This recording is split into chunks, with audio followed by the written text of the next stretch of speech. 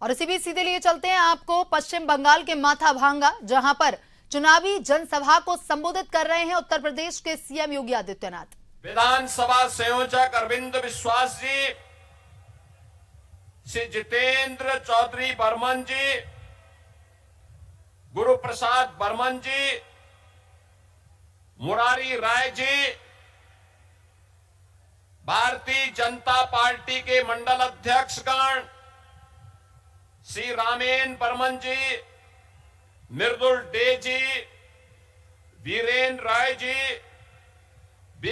विमल बर्मन जी, प्रकाश Das ji, coach Bihar जिला सचिव Bharatiya Janata party Yuva Morcha Shri प्रशांत बर्मन जी, भारी संख्या में आज के इस चुनावी विधानसभा में उपस्थित भारतीय जनता पार्टी के सभी हमारे कार्यकर्ता और उपस्थित बहन और भाइयों, ये मेरा सौभाग्य है कि मुझे आज उत्तर बिहार के, उत्तर बंगाल के कोच बिहार जनपद के अंदर आप सभी से संवाद बनाने और इस माटी को नमन करने का सौभाग्य मुझे प्राप्त हो रहा है। मैं इस पावन धरा को, जिसने भारत की आजादी के लिए और स्वतंत्र भारत में देश की रक्षा करने के लिए हमेशा अग्रिम पंक्ति में खड़े होकर के बलिदान की एक नई परंपरा खड़ी की है, ऐसी पावन धरा को मैं नमन करते हुए आप सबका अभिनंदन करता हूं, स्वागत करता हूं।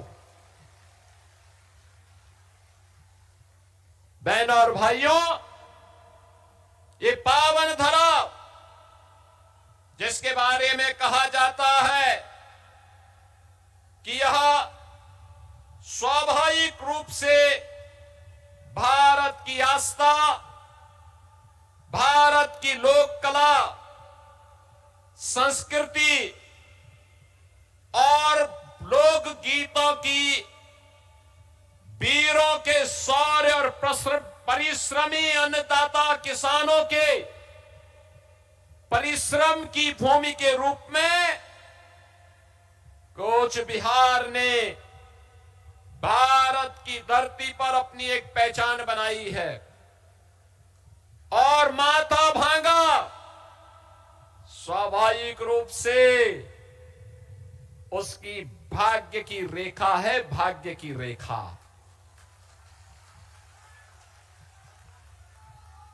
यहां की अपनी विशिष्ट लोक कला,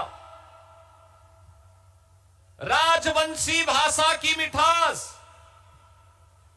भव्य पारंपरिक लोक वेशभूषा और आत्मा को स्पर्श करने वाली भवैया लोक गीतों के माध्यम से आज यहां की महान राजवंशी समुदाय पूरे देश के अंदर अपनी एक पहचान बनाता है। बहन और भाइयों, ठाकुर पंचानन वर्मा, वीर चिलाराय, पद्मश्री गीता राय बर्मन, इन सब की पावन धरा कौन ऐसा भारतीय होगा जो उसको नमन न करना चाहता होगा।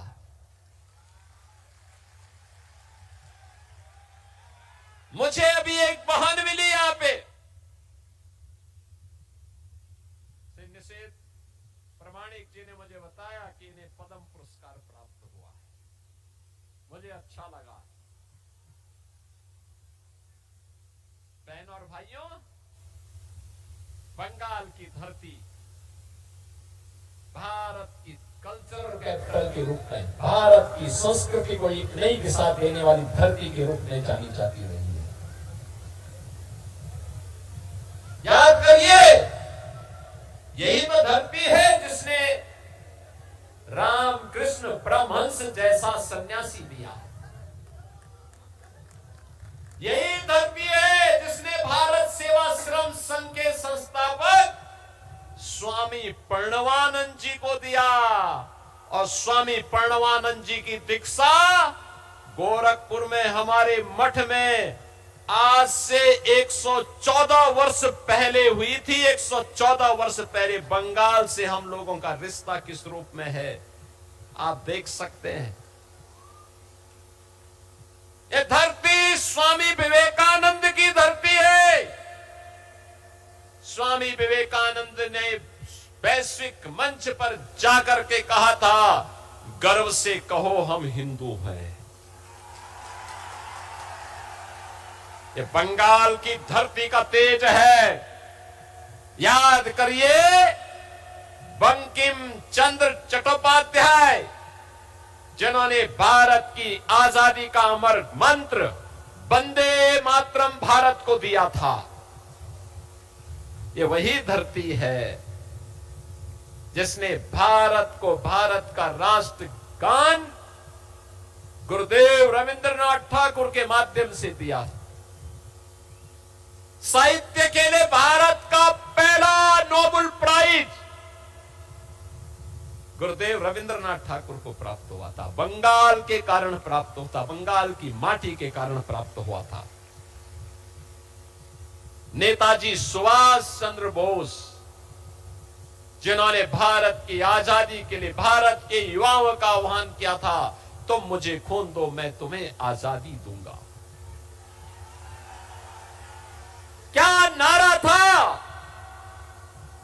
क्या आह्वान था? कौन ऐसा भारतीय होगा जिसकी भुजाएं न फड़कती हो नेताजी सुभाष चंद्र बोस का नाम लेकर के।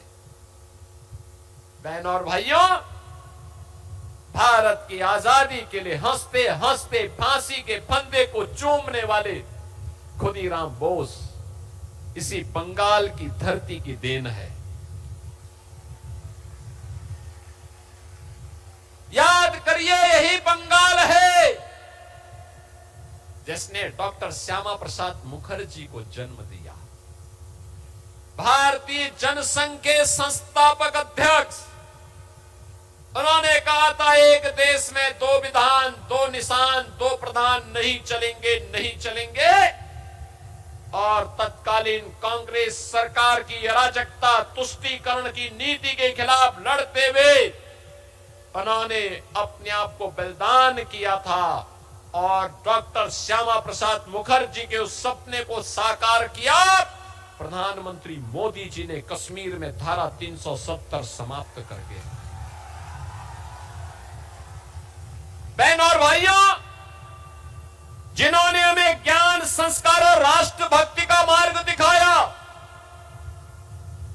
याद करना, जिस धरती ने भारत को संस्कृति, सभ्यता और भारत की आजादी के लिए एक गौरवशाली परंपरा दी, भारत को राष्ट्रगान और राष्ट्रगीत देने वाली ऐसी पावन धरा, याद करिए, यही बंगाल रही है, यही बंगाल है। बहनों और भाइयों, ये तो हुई संस्कृति की बात। बंगाल देश के अंदर स्वतंत्र भारत में भारत की अर्थव्यवस्था का ग्रोथ इंजन था, ग्रोथ इंजन। सबसे ज्यादा उद्योग थे, सबसे ज्यादा उद्योग भारत की इकोनॉमी में 1/3 भाग बंगाल का हुआ करता था। भारत की इकोनॉमी के साथ साथ रोजगार देने का माध्यम भी युवाओं के लिए, नौजवानों के लिए, महिलाओं के लिए बंगाल था।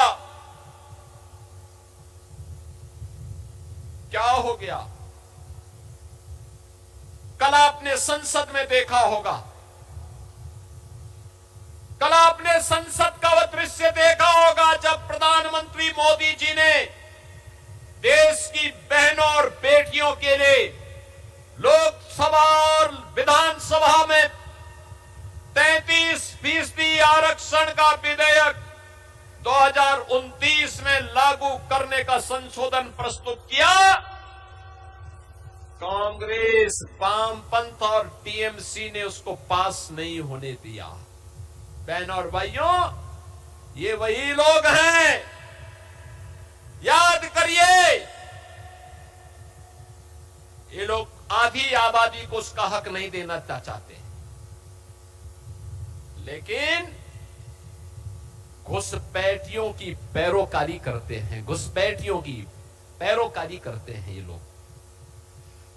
बांग्लादेशी घुसपैठियों की पैरोकारी करते हैं और मुसलमानों का नाम मतदाता सूची में चढ़े और उनका हक, इन गरीबों के हक पर डकैती डाल सके, इसकी पैरोकारी टीएमसी की सरकार बंगाल के अंदर करती है। ये कब तक चलेगा? और यही तो कहने के लिए आए हैं, कल का नारी शक्ति वंदन अधिनियम में आवश्यक संशोधन आधी आबादी को मिलने वाले उसके अधिकार में जो कांग्रेस, टीएमसी, सपा, वामपंथी दलों ने जो कल विघ्न बाधा डाली है, उसको गिराने का प्रयास किया है, उसको पास नहीं होने दिया है। इन्होंने आधी आबादी का अपमान किया है, उनके हक पर डकैती डलवाने का काम किया है और देश की बहनें इसको स्वीकार नहीं कर सकती हैं, किसी भी स्थिति में स्वीकार नहीं कर सकती हैं। और यही कहने के लिए आज मैं आपके पास आया हूं। मां, माटी और मानुष की बात टीएमसी कहती थी। मां के साथ उनका व्यवहार कल देश की संसद में सबने देखा, पूरे देश, पूरी दुनिया ने देखा है। माटी बांग्लादेशी घुसपैठियों से पूरी तरह यहां के राजवंशियों की, यहां के नागरिकों के हक को छीन रही है और मानुष भयभीत है टीएमसी की गुंडागिर्दी से। नौजवान के सामने पहचान का संकट है। अन्नदाता किसान पूरी तरह पलायन करने के लिए मजबूर है, उसको उसकी उपज का दाम नहीं मिलता है। बंगाल में टीएमसी के 15 वर्ष के कार्यकाल में 7,000 से अधिक बड़े कारखाने बंद हुए हैं। 30 लाख नौजवान बेरोजगार हुए हैं। विकास के खारे टप पड़े हैं। मोदी जी के द्वारा जो पैसा भेजा जाता है, वह पैसा यहां के गरीबों में नहीं दिया जाता है, यहां के ट्राइबल के बीच में नहीं दिया जाता है, यहां के अनुसूचित जाति, जनजाति के नागरिकों तक पहुंचने में नहीं पहुंचता है। ये पैसा टीएमसी के गुंडे खा जाते हैं या बांग्लादेशी घुसपैठिए खा करके इनकी मदद से